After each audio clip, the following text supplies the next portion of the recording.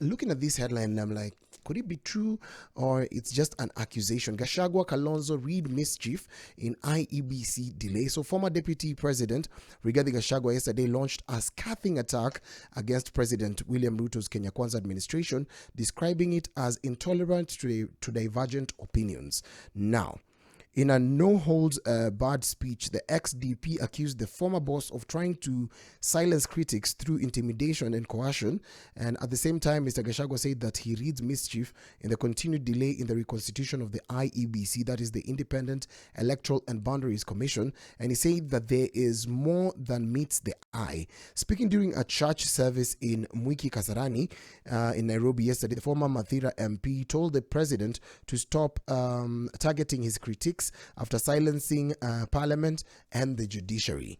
Now, there's so many accusations happening right now, but of course we know that the IBC has not been reconstituted, and it's actually sent the elections in this country in a little bit of a mess or a limbo. And this kind of delay just speaks into the preparation into 2027, because I believe that it needs to IBC needs to prepare for at least 3 years for it to have a very good election come 2027 or whatever, or 3 years before any election year. But as that happens, it seems that the reconstitution has not been done, meaning that we don't have commissioners yet.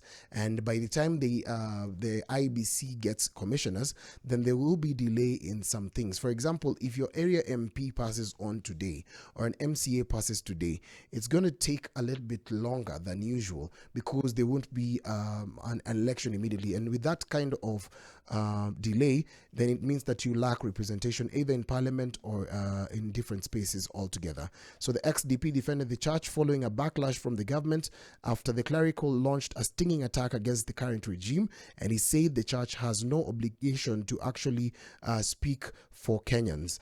It just goes into a lot as well. That's also another thing that happened over the weeks, or has been happening over the weeks. We've seen the church come out strong and condemning the government, but I don't know what you have to say about Gachagua reading mischief in a government that he served. So it's a big question on, if you are in this government, does it change simply because you left? And what would you have done better because you're in the same Kenya Kwanza government? You were in it, so did you serve Kenyans when you were in it? Or now that you're out, you can point fingers toward the same government?